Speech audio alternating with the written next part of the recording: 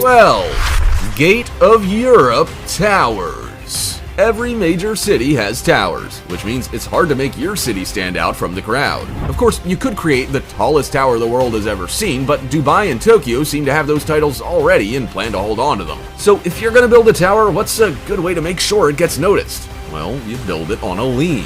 And no, we're not talking about the Leaning Tower of Pisa, although they had the right idea. We're talking about the Gate of Europe Towers in Madrid, Spain. These two towers, which go by the name of Keo Towers, are twin office buildings at 374 feet high. They are the second tallest of their kind in Spain and also have a 15-degree lean angle.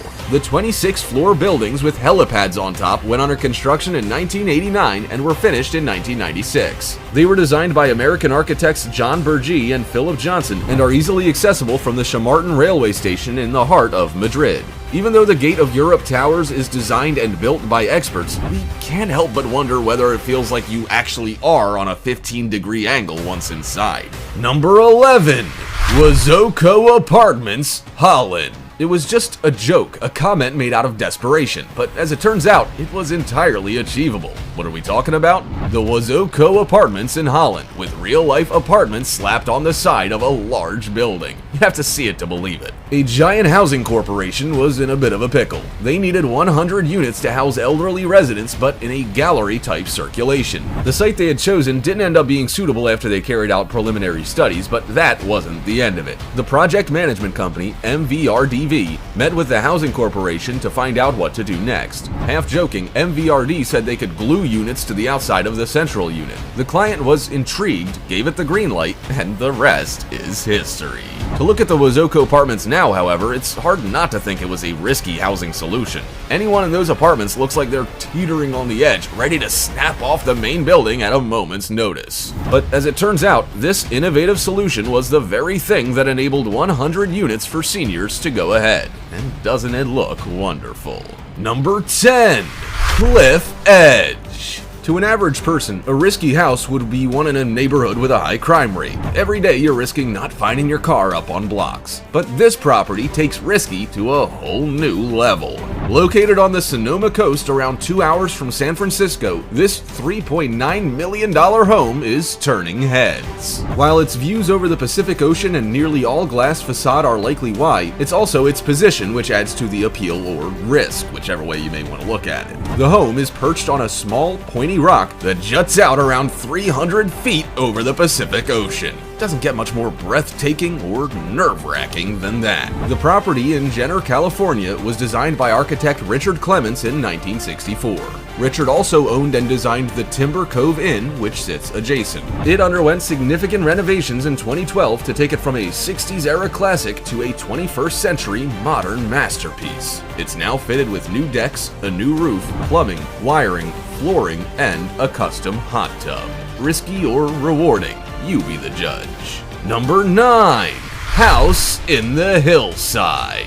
You may not want to live in the riskiest house in the world, but would you be willing to stay in one? One property, half built into the hillside in Mega Livati, is offering that experience. The structure has been separated into 2 residences to be rented out separately. They overlook a beautiful bay and are encompassed by a family-friendly sandy beach. Both residences have unique features and are both special regarding their architectural and historical relevance as well. When you see this property from a distance, it's hard not to let your heart race. After all, it's built precariously into a hillside with not even breathtaking views to stop you remembering that. Fortunately, you can enjoy a few days of luxury here as both homes have undergone renovation, and then you can go back home to the comfort of your non-risky property. While you're there though, you may as well enjoy it. The central part of the home has 5 bedrooms with en-suites, a living and dining room, a cellar, and a shower room. One of the bedrooms also has a veranda with pergola. A courtyard with a pergola, a yard with trees, and a ladder down to the ocean all add to the appeal of this beautiful abode. Number 8. Habitat 67. Apartment life is not for everyone. It can be hard to sacrifice indoor-outdoor flow and outdoor living, even if it means you're close to the city center. But what if you could have both? Architect Moshe Safdie proved it was possible. Moshe sketched out a revolutionary housing development idea in the 1960s, which involved 354 concrete boxes stacked on top of each other in a 3D pixelated mound styling. They would be stacked in such a way that every apartment could have a private outdoor space to call its own. While on paper the design looked crazy and entirely unachievable, especially for the era, it was anything but. In fact, it became a reality and was called Habitat 67, built for Montreal's Expo 67. Such was the success of the building project that it was recognized with a commemorative postage stamp, and also became the subject of an exhibition at a university in Montreal. As it turns out, you can have it both ways. City life with a twist, even if the initial idea seemed a little risky, unachievable, insane, and unbelievable. Number 7. House on Middle Sedge Island.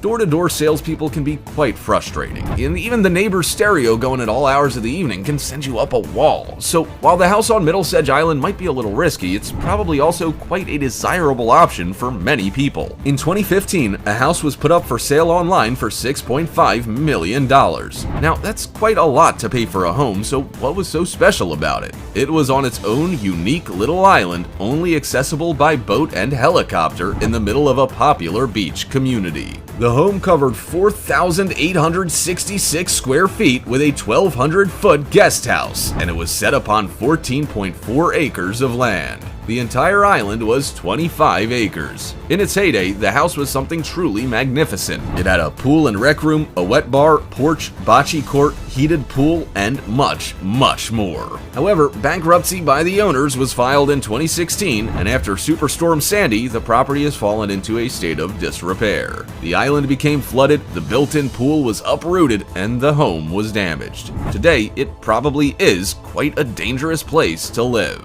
Number 6. Meteora. Meteora is a must-visit destination in Greece, which translates to hovering in the air. That name might puzzle you at first, but it won't when you see the structures built into the giant rocks. During the 11th century, the area of Meteora was inhabited by monks living in caves. During the Turkish occupation, however, the monks began to feel uncertain of all the lawlessness the city was seeing. Therefore, they started living higher and higher up the rocks until they had built homes at the top of the inaccessible peaks. To them, it made sense. The harder they were to access, the easier it was to keep away from all the problems below. They built their rock homes by transporting materials with ladders, ropes, and baskets, and living supplies were transported in this way too.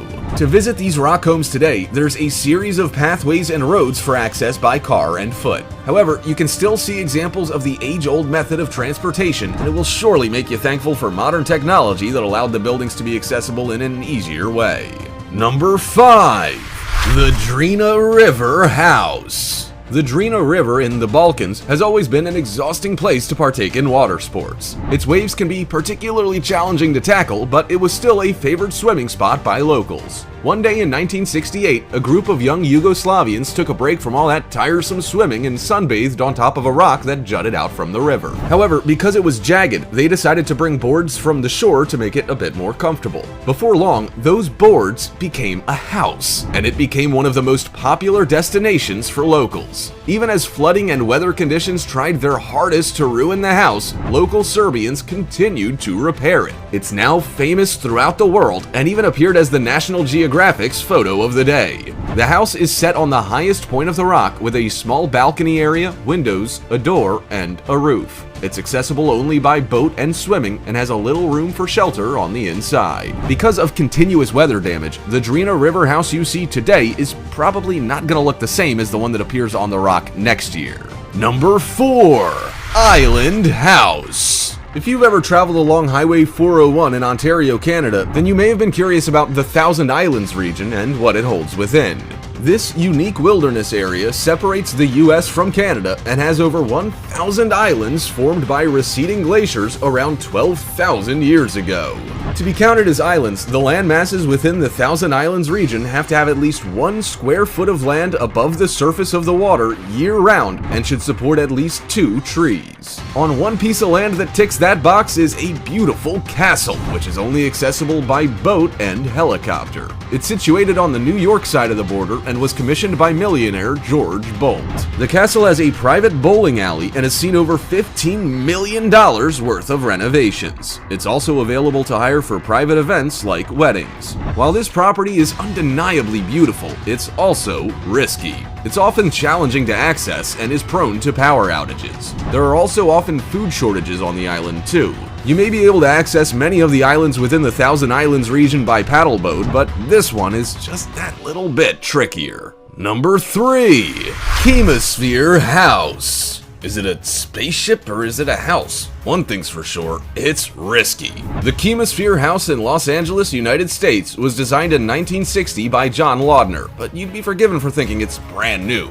With octagonal shaping and contemporary features, it does look like a home of the future. So much so that Encyclopedia Britannica called it the most modern home built in the world. John chose the unique design of this home due to the tricky layout and conditions of the land on which it was built. He was given 2 choices: cut a level platform out of the sloped land or use an open steel framework. He decided on the latter. The UFO-style octagonal house now boasts panoramic views over the water and neighboring properties, and it's no wonder that John was given such kudos for his ingenuity. He both solved a problem and gave himself an exceptional outlook to wake up to every day. The best part is, the entire house project only cost $30,000, but is now worth over $3.5 million to the right buyer. Number 2. Free Spirit Sphere House. When we're kids, we don't have a danger gauge or a fear meter. We do stuff, even if it's risky, without thinking about the consequences. A company called Free Spirit Spheres is trying to help adults get back to that freedom and relaxed way of living with their spherical tree houses. Who said you couldn't live in a tree house? If you want to, then, do it. Go! The treehouse spheres, while risky compared to a regular house, are really quite magical. They're simplistic, tasteful, and designed to blend into a natural environment. They are also hung in trees with suspension ropes, spiderweb styling, and a 5 to 100 foot elevation range, depending on your preference. You can either fall 5 feet to the ground or 100 feet. It's really up to you. The exterior materials are formed in much the same way as a kayak or canoe, with wood and fiberglass shells. The inside is equally as innovative, with vinyl upholstery fabric, multiple layers of bubble wrap insulation, and varnished wood. While living in a treehouse full-time is probably not an option, there's no reason why you can't erect one in your backyard and enjoy a little bit of risk from time to time. Come on, release that inner child. Number 1. AKRABYRGI. If you want to break away from the hustle and bustle of city life and you don't mind an element of risk, then the AKRABYRGI lighthouse on the southern tip of Faroe Islands is where you need to be.